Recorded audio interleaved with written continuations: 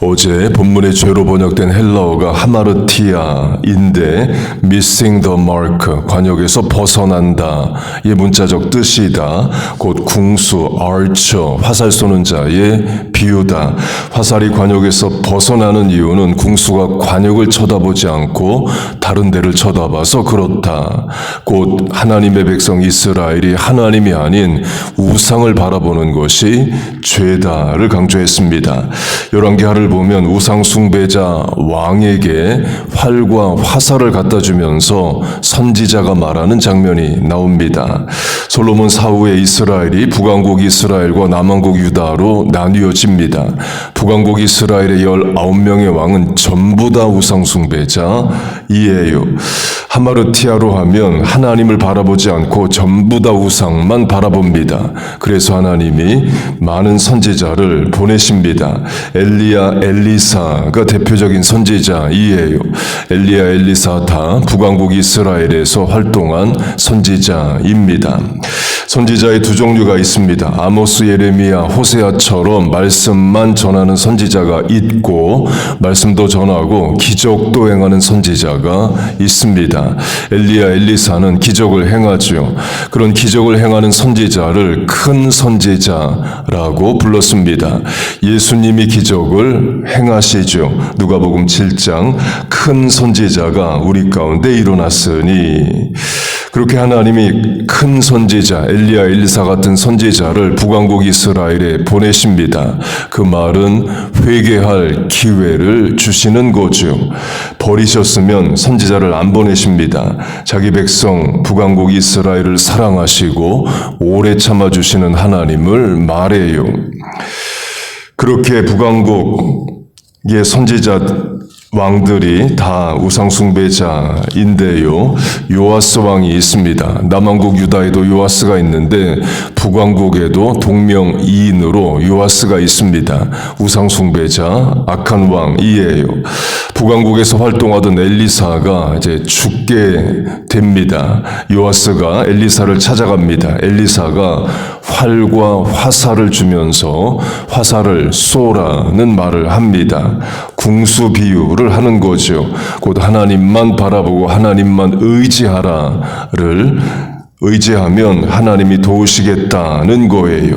그러나 요아스는 하나님을 의지하지 않습니다. 끝까지 우상숭배자로 살고 죽어요. 트레저디, 비극인 거죠. 하나님의 백성이 우상숭배하다가 하나님의 벌을 받아요. 같은 차원으로 남왕국 왕 아하스가 있습니다. 역시 우상숭배자고 악한 왕입니다. 하나님이 선지자 이사야를 보내서 ask me, 내게 구하라고 말씀하셔요. 그 말은 주시겠다는 거죠. 곧 하나님이 우상숭배자지만 은혜를 주시고 기회를 주시고자 하십니다. 그런데 아하스는 하나님께 구하지 않습니다. I will not ask, 구하지 않겠다고 답을 해요. 하나님이 기회를 줘도 사람이 버립니다. 그러니까 악인이고 우상숭배인 거예요. 그러니까 또 그게 비극입니다. 하나님의 백성이 하나님을 떠나 우상을 섬기는 것도 죄고, 하나님이 돌이키라고 회개할 기회를 줘도 스스로 버리는 그것도 비극입니다. 망할 인생, 살 길을 알려줘도 망할 길로 직진합니다. 그렇게 하마르티아가 죄의 뜻으로도 쓰이고 또 그리스 연극, 희곡 용어로도 쓰였습니다. 그 신약 성경에 쓰이는 단어는 교회가 만들어낸 단어가 아닙니다. 헬라어로 당시 보편 언어로 다 쓰이던 일반 언어였어요. 예를 들면 요한 1서를 보면 God is love, 하나님은 사랑이시라 할 때 그 사랑을 아가페라는 헬라어를 씁니다. 그거 교회가 만들어낸 단어가 아니라 일반 세상에서도 쓰이는 단어를 교회가 가져다가 하나님을 설명하는 데 사용합니다.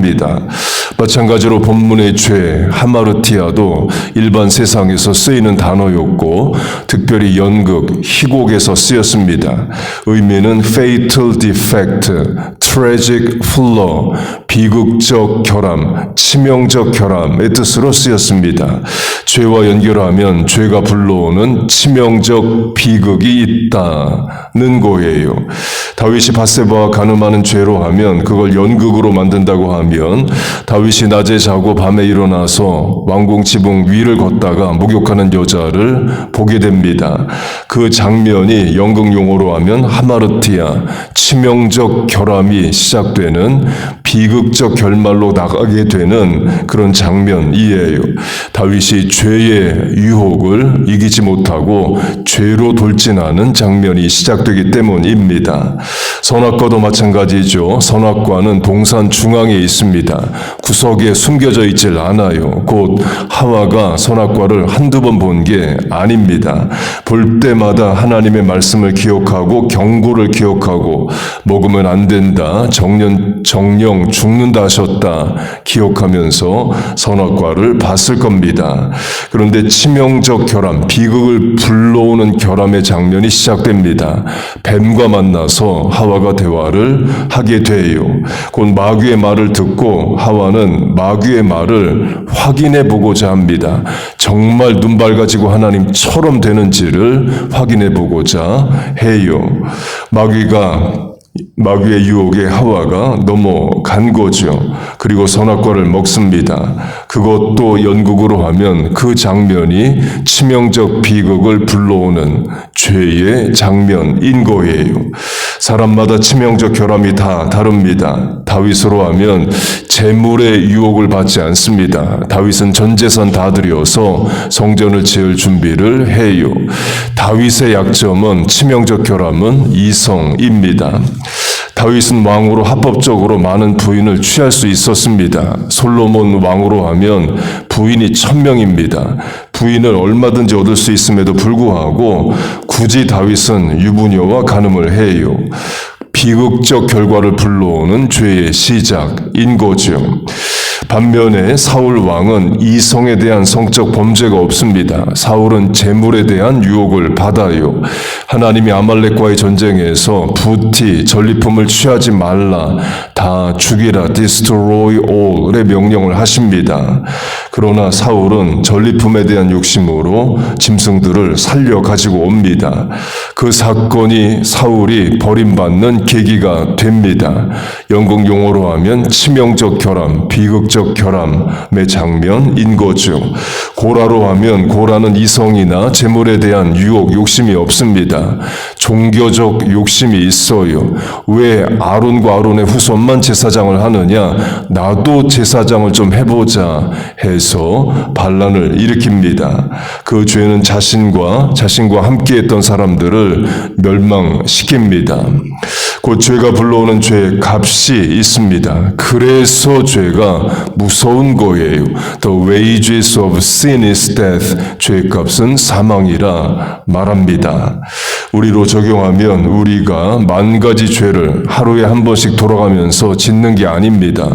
주로 짓는 죄를 또 지어요. 주로 넘어지는 것에 또 넘어집니다. 나도 알고 마귀도 알아요. 그러면 마귀는 내가 주로 넘어지는 약점을 공략하겠죠. 다윗으로 하면 마귀는 다윗을 돈으로 유혹하지 않습니다. 사울을 이성으로 유혹하지 않아요. 다윗의 약점, 사울의 약점으로 공격을 합니다. 우리에게도 마찬가지입니다. 하나님께서 그 약점을 이길, 우리 안에 죄의 약함을 이길 힘을 주시기를 바랍니다. 신원섭한 언행심사 붙잡아 주시길 바라요. 감정, 기분, 판단, 의지 하나님께서 주장해 주시기를 바랍니다. 말씀을 맺겠습니다. 본문에 죄로 번역된 하마르티아는 치명적 결함, 비극적 결함의 뜻으로도 쓰입니다. 곧 죄가 해피엔딩으로 끝나지 않는다는 거죠. 비극으로 끝나고 죄의 값을 치르는 것으로 끝납니다. 그래서 죄가 무서운 거예요. 그래서 하나님이 죄를 경고하시고 죄 짓지 말라 말씀하십니다. 하나님께서 우리와 자녀들에게 우리에게 죄를 죄로 깨닫는 분별력, 판단력을 주시고 또한 말씀으로 공급되는 죄를 능히 이길 힘을 주시기를 바랍니다. 본문으로 하면 지행일치, 아는 말씀 그대로 실천하는 실천력을 주시기를 바래요. 그래서 우리와 자녀들 다 하나님의 뜻을 이루어 드리고 주신 사명 감당하며 살아가는 거룩하고 영광스러운 성도 되시기를 주의 이름으로 축복하고 축원합니다. 아멘. 기도하겠습니다. 하나님 아버지, 오늘도 우리에게 말씀을 주심을 감사합니다.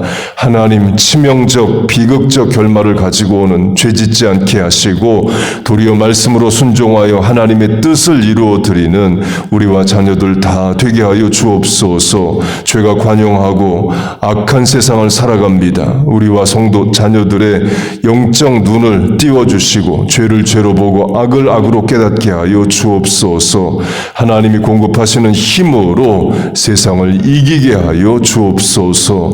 하나님, 오늘도 기도하러 나왔습니다. 하나님만 의지하고 소망합니다. 하나님 앞에 간구하는 기도에 긍휼히 여기시고 은혜를 내려 주옵소서. 이 아침에 간구하는 기도에 응답하실 줄로 믿습니다. 예수님의 이름으로 기도하옵나이다. 아멘.